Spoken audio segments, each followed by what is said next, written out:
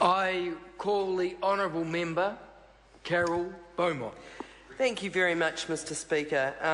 I rise to speak along with my colleagues in support of the Victims of Crime Reform Bill in the second reading. This bill is, as others have said, a step forward, albeit incrementally. It's been a bill long time in gestation, shall we say, and I'll come back to that in a minute, but certainly there's no sense that any of the reforms in this bill will be harmful. They will improve the situation for victims of crime to a greater or lesser extent. As my colleague Andrew Little has said, however, a future Labor government will want to look at changes that are more than just incremental. There is a need for victims to have a greater role in the criminal justice process because there is a lack of a visible complaints process at the moment and oversight of victims' rights. And as we would all agree in this House, victims of crime didn't ask to be put in that situation. They are not responsible for that situation. They often have to go through very gruelling processes, and we would want to support them. And in fact, it is fair to say that the changes that have been put in place for victims of crime have actually all happened under Labor governments. And so it's important that all those who would get into the rhetoric of being tough on crime and all of those things actually look at the facts. This particular bill, the Victims of Crime Reform Bill, actually arose following an inquiry that the Labor government at the time put in place. It was the Justice and Electoral Select Committee, chaired by Lynn Pillay, that actually did an inquiry into victims' rights in 2007 and highlighted some of the issues that are now being addressed in this bill. She noted at the time, and I think it is actually quite an important point to put on the table, the need for a bipartisan approach on the issue of the interests of victims of crime. And I think that is a point that is well worth thinking about. And certainly tonight I'm sure we will find across this House agreement for the changes that are in this bill.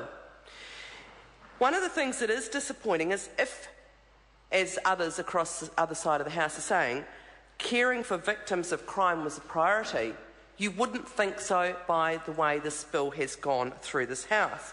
And in fact, I had almost forgotten that I had spoken on the first reading of this bill, which actually took place in October 2011. That's right, October 2011 was when this bill, after being introduced in August of that year, that was when the first reading of this bill took place. It was then referred to the Justice and Electoral Select Committee, and they presented a report back in June 2012. So since that time, this bill about helping victims of crime has languished on the order paper. So it does actually not give a real sense of any real priority. Real sense of priority. And there are a number of pieces of legislation that... Is that right? Oh, well, I will check that. But anyway, it is a sense of what the government's priorities are, that a bill that was introduced, and this is correct to the whip across the House, introduced in August 2011 and referred to Select Committee in October of that year, is having a second reading. Because there was an election. Second reading. There has been quite some time since that election. However, it is not the only example of things that should have been a priority that have been delayed by this government. And let me give you another one. What about legislation to try and restrict the activities of those who prey on families, vulnerable families, by predatory lending practices, also known as loan sharks? The government were going to get tough on them in 2011 as well. Still no legislation through this House on that issue either. And it says a lot. Who is it that this government governs for? Well, it's not the victims of crime, and it's not the people being harmed by loan sharks, people often in low-income areas, truck shops. You'll all know those people. If you happen to see them in low-income areas, you'll know the damage that they do. Another piece of legislation that has languished after a very long process to even get it introduced into the House. What I'm saying is, who is it that this government prioritises? Well, it's certainly their corporate mates and not ordinary New Zealanders. And that is something that will be very different under a Labour government. The legislation itself actually does some things that are useful. It strengthens the existing general provisions. It expands the right of victims in serious offences. It gives victims more opportunity to be involved in criminal justice processes and ensures that they are better informed of their rights, and increases the accountability and responsiveness of government agencies who are providing services to victims of crime. So that is useful, but as my colleague Andrew Little said, there is more that needs to be done, and we would take bolder steps. Our adversarial criminal system doesn't really serve the interests of victims well, and it is possible to make modifications that don't damage the fundamental nature of that system.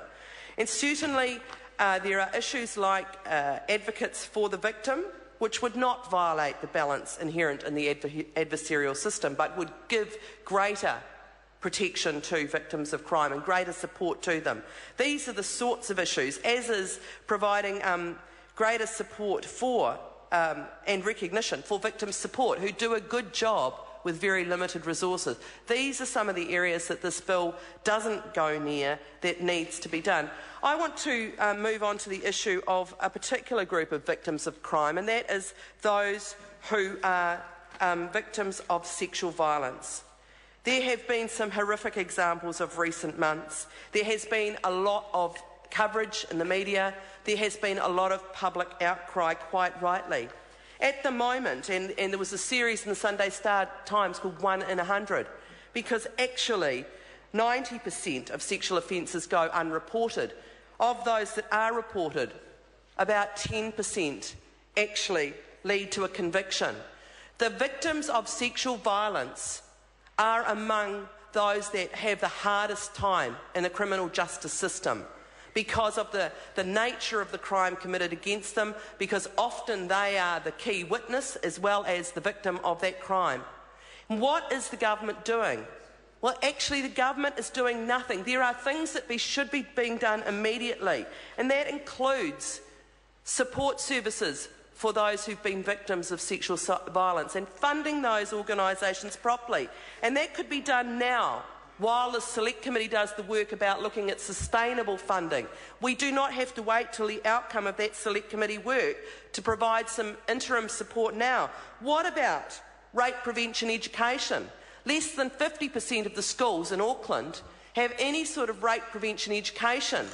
This would really make a difference if we could reduce the level of sexual violence in this country, which is very high. If we could make sure that issues like respect in relationships, healthy relationships, issues like consent are issues that we deal with a cultural change about, that would make a difference. That would reduce the number of victims of sexual violence.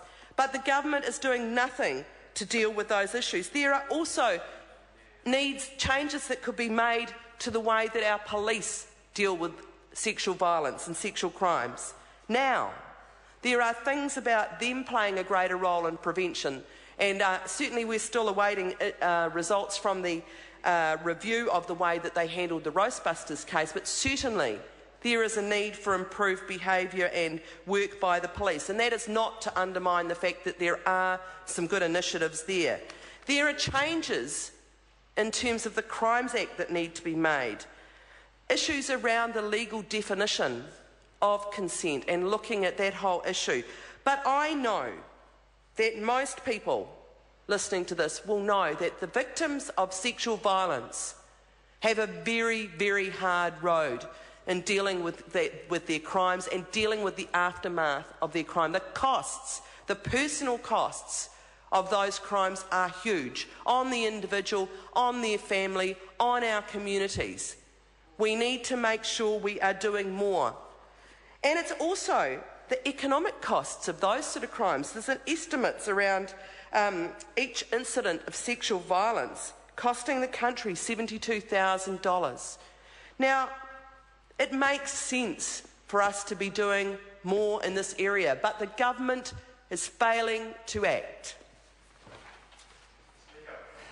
I call the honourable member David Cleandon.